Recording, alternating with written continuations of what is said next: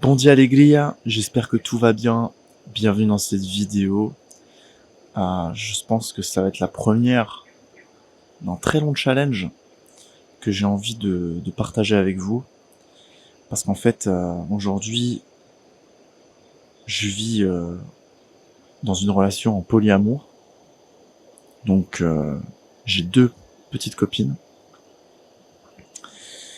Et, euh, et en fait, ça fait que tous les jours, en fait, je suis en apprentissage fois 2, quoi. J'apprends et je grandis énormément. Et si j'en suis arrivé là aujourd'hui, croyez-moi, ça a été un très très long chemin pour arriver ici, pour arriver à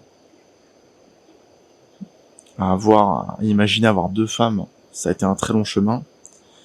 Si je calcule aujourd'hui, j'ai 33 ans. Ça fait 15 ans que j'ai démarré les relations, mais de manière profonde, puisqu'à la base, j'étais vraiment dans une optique de trouver la femme de ma vie. Culture franco-portugaise, mais toute ma famille est portugaise, donc la culture bien portugaise à la maison, mais en même temps j'étais à l'école française, donc mélange de culture. Et alors vraiment moi mon objectif c'était trouver une femme vierge avec qui j'aurais des enfants, ce serait mon seul amour et basta cosy quoi. Et quand je l'ai trouvée, je l'ai demandé en fiançailles et tout, et elle m'a trompé avec mon meilleur ami. D'ailleurs c'était une Marocaine, et moi j'étais dans le complexe d'Aladin à fond quoi. J'étais en mode ah oui c'est moi Aladin. Aladin c'est un film que j'ai vu 150 000 fois quoi. Donc quand j'étais petit, je passais mes après-midi en rentrant de l'école. Je crois que c'était le mercredi. Vu que je rentrais à midi, je faisais toute mon après-midi, j'étais tout seul à la maison et je regardais Aladdin et Retour vers le futur en boucle. En boucle, hein. Donc voilà, petite histoire, donc syndrome d'Aladin, syndrome de je trouve ma princesse Jasmine et on vit heureux, on s'aime et c'est tout quoi. Donc je vous laisse imaginer, après 2 ans de relation, quasiment le choc que ça m'a fait de me faire salir. Me faire salir. En plus par mon meilleur pote que vraiment j'adorais. Bon, je l'ai aujourd'hui, je le remercie. Hein. Aujourd'hui, je les remercie tous les deux et je leur ai pardonné tous les deux, bien sûr. Et merci à eux. Parce qu'aujourd'hui, je vivrais pas la vie que je mène aujourd'hui et je serais pas dans une quête d'expansion. Et donc cette petite introduction, c'est pour vous expliquer que après ça a été un long chemin du puisqu'on m'a trompé, maintenant je trompe. Bien sûr. Puisqu'on a trahi ma confiance, maintenant je trahis la confiance. Jusqu'au moment où en fait je ne veux être plus digne de confiance parce que j'ai peur de te faire confiance. Donc je ne veux pas être digne de ta confiance, je ne veux pas que tu me prennes au sérieux, donc je vais tout faire pour saboter la relation, pour tester tes limites. Je vous fais le résumé très rapidement, mais en gros avec un peu de recul, c'est un petit peu ça qui s'est passé. Donc j'ai commencé à être un masculin indigne de confiance, un masculin qui essayait d'éviter les responsabilités, de fuite aussi, beaucoup de fuite, d'évitement quoi. Donc voilà, aujourd'hui, je pense qu'au fur et à mesure de la vidéo et puis selon ce qui vous intéresse, je vous expliquerai un petit peu les tenants aboutissants, mais aujourd'hui du coup j'avais envie de partager quelque chose parce que évidemment, voilà, quand vous avez 2 copines, vous pouvez oublier dormir tout seul, ça devient presque un défi. Aujourd'hui, je suis dans une place où c'est moi qui, tu vois, faut que je dise ouais non, là j'ai besoin de temps pour moi quoi. Donc c'est une place de choix et de privilège que de me dire aujourd'hui waouh, j'ai la chance inouïe que 2 femmes aient accepté que je leur fasse l'amour et que j'accepte de nourrir une relation plus profonde avec les deux et seulement les deux.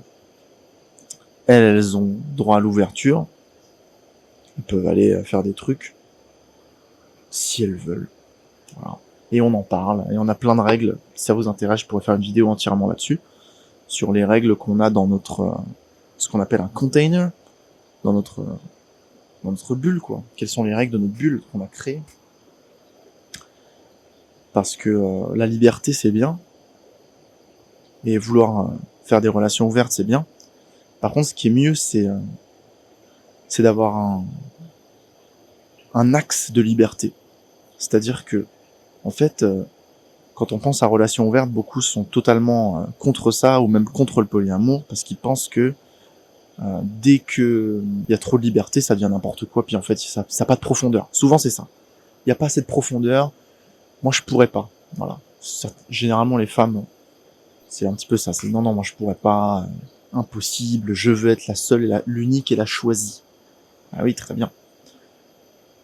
Parce qu'une femme, elle demande surtout quoi? De l'amour. C'est surtout ça qu'elle demande. C'est surtout de l'amour.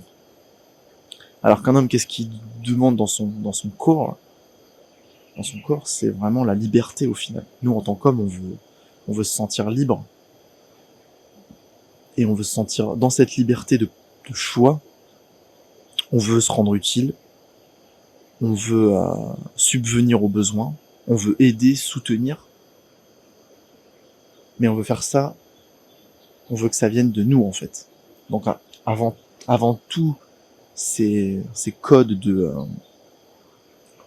je veux subvenir à tes besoins, je veux t'aimer, je veux te chérir, il y a le je veux, en fait. C'est pas... Enfin, voilà. Je sais pas à beaucoup d'entre vous si c'est arrivé déjà, mais quand une femme vient vers vous et qu'elle vraiment elle pousse un peu trop, bah vous sentez repoussé, quoi.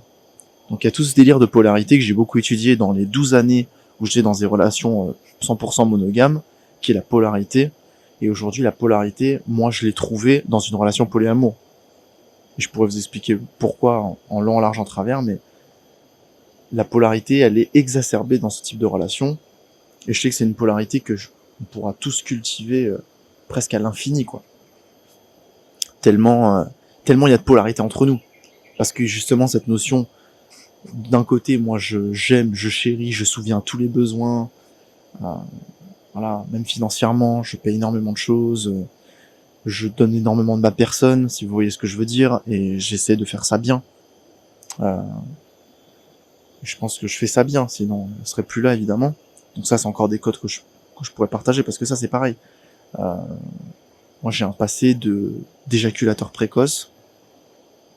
J'ai un passé de je dois boire de l'alcool pour être désinhibé, pour être ok dans la sexualité et pour ne pas être dans l'éjaculation précoce, que voilà, trop d'excitation en moi. Donc fallait que je boive à la limite du souvenir, quoi. Des fois je me rappelais même plus, quoi. Et du coup, j'organisais très souvent des soirées quand j'étais jeune pour pouvoir me la coller, pour pouvoir faire l'amour avec des femmes et pour que ce soit bien. Pour qu'elles aient une expérience agréable, quoi, parce que sinon j'étais tétanisé et voilà, j'avais tellement peur que ça d'éjaculer vite que bref. Donc ça, c'est encore un autre débat, quoi. Mais là aujourd'hui, ça a encore été un long chemin pour arriver à quelque part aujourd'hui qui, je ne suis pas sûr d'être arrivé où que ce soit, d'ailleurs. Mais bon, c'est sûr que j'ai fait du chemin, voilà, pour vous dire que j'arrive pas en seigneur dans ce challenge ou dans tout ce que je vais partager dans cette chaîne, mal entendu. J'arrive pas du tout en seigneur. En moi, les amis, j'ai fini le jeu, je fais du polyamour maintenant, je peux tenir 2 shakti ou quoi que ce soit, quoi. J'arrive pas du tout en seigneur. J'arrive en humilité, en vous disant, les amis, ça a été une galère. Mais aujourd'hui, peut-être que je peux enfin prendre la parole et vous expliquer ce que j'ai compris du mal d'aujourd'hui. La mal entendu. Qu'est-ce que j'entends? Qu'est-ce qui a marché, en fait? Qu'est-ce qui marche? Qu'est-ce qui marche pour qu'aujourd'hui, je peux vous les présenter, hein, les shakti. C'est le féminin dans la religion hindoue. On en parlera parce que voilà, j'ai tous les préceptes du tantra. On va dire que j'ai eu quelques lectures, voilà, c'est tout. Je suis loin de détenir la vérité ou de comprendre quoi que ce soit au tantra, mais il y a quelques fondamentaux comme Shakti qui, on va dire, c'est l'énergie. Voilà. Le Shiva, c'est la conscience. Shakti, c'est l'énergie. En l'occurrence, l'énergie féminine. Voilà, j'arrive pas en grand seigneur. Au contraire, j'arrive en humilité pour vous partager ce que moi, personnellement, j'ai compris et que ça a été une galère de fou et beaucoup de souffrance et beaucoup de larmes et beaucoup de cœurs brisés. Parce que dans les relations profondes que j'ai eues, la plus longue qui a duré 5 ans, C'était la femme de ma vie, c'est sûr, j'allais me marier avec elle. Vous savez quoi? Quand ça s'est fini, l'autre après, c'était pareil, j'étais dans un amour fou, quoi. Pour vous dire à quel point j'étais fou, amoureux de la dernière personne avec qui j'étais en relation monogame, j'ai écrit à la main au stylo plume la moitié d'un livre de poèmes. Mais un livre épais, je pourrais vous le montrer si vous voulez. Un livre de poésie qui retranscrit toute notre histoire amoureuse. Donc je veux bien que vous compreniez que je ne suis pas un insensible à l'amour, qui a décidé d'ignorer et d'être dans un truc libertin, quoi. C'est pas du tout ça. Je ne suis pas dans une relation libertine. Elles me tiennent en laisse, hein. Je vous le dis. C'est juste que, certainement, ce que j'ai compris, ce que j'ai analysé, c'est que ma capacité à tenir de l'espace pour l'énergie féminine s'est accrue ces dernières années. Du coup, je suis en capacité énergétique, physique et mentale, cela va sans dire, de contenir deux personnes. C'est ce que j'ai compris, hein. C'est ce que j'ai compris. Si vous voulez, vu que l'univers, il comprend que j'ai cet espace, du coup, il m'autorise, il m'oblige, il me suggère très fortement de tenir l'espace pour deux autres personnes. Parce que, en fait, aujourd'hui, et c'est pour ça que ce challenge est si important à mes yeux, aujourd'hui, et que j'ai envie de faire ça avec vous et de partager sur le masculin tous les codes que j'ai rentrés dans mon téléphone depuis, je pense 2021-2022, j'ai commencé à tout écrire dans mon téléphone et j'ai jamais partagé. Et je me dis qu'il est temps de le faire. Pour qu'en fait, pour hausser le niveau de jeu du masculin, du féminin aussi, hein, parce qu'il y a aussi beaucoup de travail. Mais j'ai l'impression qu'aujourd'hui, dans nos sociétés, ce qui va vraiment mal, c'est le masculin. C'est le masculin qui va vraiment mal. Et on peut voir ça juste au taux de suicide des hommes, hein, qui est beaucoup plus important que ceux des femmes. Et c'est dur aujourd'hui d'être un homme. C'est dur. La vie est globalement plus complexe qu'elle ne l'était avant. Et donc cette complexité qui fait que c'est encore plus beau d'aller craquer des codes qui sont profonds, quoi. Du coup, oui, être un homme aujourd'hui, il y a beaucoup de compétition, il y a beaucoup d'hommes qui n'arrivent pas à comprendre comment accéder à la relation, quoi. Tout simplement. Et du coup, ça fait que, vu qu'il y a beaucoup de femmes qui sont en demande, et que très peu d'hommes sont capables d'offrir, qu'est-ce qui se passe? Il y a des gars comme moi qui apparaissent. Ça veut dire que si, et en fait, il y a tellement de femmes qui sont en recherche d'une relation plus profonde, spirituelle, tantrique, dans l'amour, dans la quête, dans l'exploration, dans la polarité aussi, dans le désir, hein, dans le désir bien sûr, attention, hein. Attention, on reste des animaux, donc capable d'être tenus aussi dans un espace charnel. Et il y a tellement peu de personnes, de masculins, qui sont prêtes à offrir ça, qu'aujourd'hui on en arrive à un point où elles sont prêtes, en tout cas, mes frères, mes copines, à dire ok, je veux bien, vu qu'elles choisissent, hein, elles sont la sélection, les femmes sont la sélection, elles décident de choisir un homme parce qu'elles estiment que génétiquement il est prêt à passer le flambeau, quoi. Dans le corps, c'est ça. Quand j'ai dans le corps, effectivement, comme j'essaie de vous l'expliquer, là les deux ont fait un deal pour dire ok, c'est bon, on se le partage, quoi. C'est ok, parce que c'est cool. Voilà. C'est pas la situation idéale que je voudrais, parce qu'évidemment il y a toutes ces histoires d'ego et tout le judéo-chrétien et tout le patriarcat qui nous a totalement retourné le cerveau. Parce que, cela dit en passant, les femmes qui veulent le one and only, le seul, qui en veulent qu'un, vous pouvez vous poser la question, est-ce que cette envie d'en avoir un et un seul, elle vient de quelque chose de vraiment profond, et de vraiment, vous ne voulez qu'un seul homme, parce que vous êtes plus prédisposé à vouloir le faire, hein. Parce que voilà, coucher avec un homme, c'est un risque d'être 9 mois enceinte et après une vie entière à devoir être aux soins d'un autre être humain. Donc il y a ça. Alors que nous, nous on peut se reproduire à l'infini, il y a moins de risques pour nous.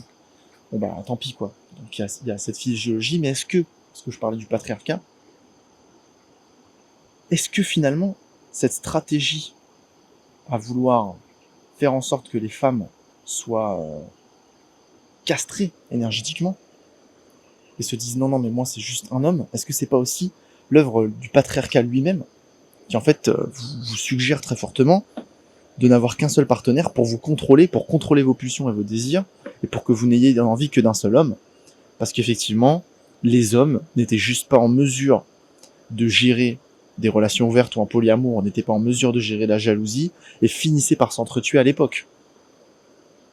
Parce qu'aujourd'hui, on a le droit qui nous protège, mais à l'époque, les hommes comme moi, certainement, étaient tués, en fait. J'étais tué. Discrètement, à un moment donné, c'est quoi ce délire? Lui, là, qu'est-ce qu'il fait? Qu'est-ce qu'il fait avec nos Shakti? Non, on veut pas ça. C'était une vidéo d'introduction, mais pour vous expliquer un petit peu, très brièvement, ce qui me passe par la tête aujourd'hui et où j'en suis aujourd'hui, et qu'est-ce qui me motive à prendre la parole. Est-ce que vous voyez sous vos yeux? Pas oui, mais lui, il a la génétique, mais lui, il a de la chance, mais lui, il fait ci, mais lui, il fait ça. Non, les amis. Ça a été un calvaire. Ça a été un calvaire, j'ai redoublé ma terminale, j'ai fait une école d'ingénieur pour rien, j'ai fait un DUT pour rien, j'avais 4 ans de retard quand j'ai recommencé mes études, et après j'ai charbonné. Et encore à un moment j'étais aussi perdu. Enfin non, il y a eu trop d'histoires, les amis. Je vous jure, ne me jugez pas que sur ce que vous voyez aujourd'hui. Mais plutôt, imaginez-vous ce que j'ai dû faire pour en arriver là aujourd'hui. C'est plutôt cet esprit-là que je vous invite à avoir. Vous dire ouais, comment il a fait quoi. Et encore, oui. Et encore, je viens dans l'humilité parce que ce que j'ai fait, oui, c'est quand même d'un côté c'est génial, c'est clair que c'est génial. Tu vois, j'ai la chance quoi. Je suis reconnaissant plutôt, je suis reconnaissant. Et en même temps, rester dans l'humilité, de me dire, j'ai encore pas compris grand chose au final. Mais le peu que j'ai compris, je suis prêt à vous le partager et en plus à être dans une optique de d'apprendre aussi de vous quoi. Qu'est-ce que ça vous fait sentir ce que je vous partage? Est-ce que ça a marché? Est-ce que ça n'a pas marché ces vidéos? J'en sais rien. Mais j'estime que c'est important pour le collectif ce que je m'apprête à faire, pas seulement pour le masculin francophone en général, mais aussi pour moi-même, parce que c'est aussi comme ça que je m'apprête à grandir plus. Donc voilà les amis, je voulais vous partager un petit peu ces petites morning vibes. Il est 6h20 du matin. Ah non, il est 7h20 du matin. Autant pour moi. Donc voilà. J'ai décidé comme ça en total impro de prendre la caméra et de démarrer ce défi avec vous. J'aimerais faire ça pendant les 30 prochains jours parce que j'ai tellement de choses à partager et puis on verra. Voilà, je comprends que YouTube ait besoin d'un tout un truc. Bon, on verra comment ça se passe au niveau du cut. Hein. Mais en tout cas, j'avais envie de commencer ça avec vous et voilà. On verra comment ça se passe. En tout cas, je vous remercie énormément pour votre écoute. Si cette vidéo vous a plu, n'hésitez pas à la partager. Parce que je pense qu'on se lance tous dans une belle aventure d'essayer de comprendre le masculin mal entendu. Le mal entendu. Donc j'aime bien ce format, prendre mon temps pour vous parler et puis on verra comment ça résonne en vous, tout simplement. Si c'est juste ou pas, et puis si ça ne l'est pas, c'est pas grave. Ça, je le fais aussi pour moi, peut-être pour me rendre compte du chemin. Et puis mettre un peu de conscience et un peu d'énergie dans un nouveau projet qui m'excite vraiment pour le coup parce que ça fait vraiment des années que j'ai envie de le démarrer. Voilà. Donc comme je dis souvent, je vous souhaite une pure journée et puis je vous dis à très très vite j'espère. Voilà. Ciao ciao.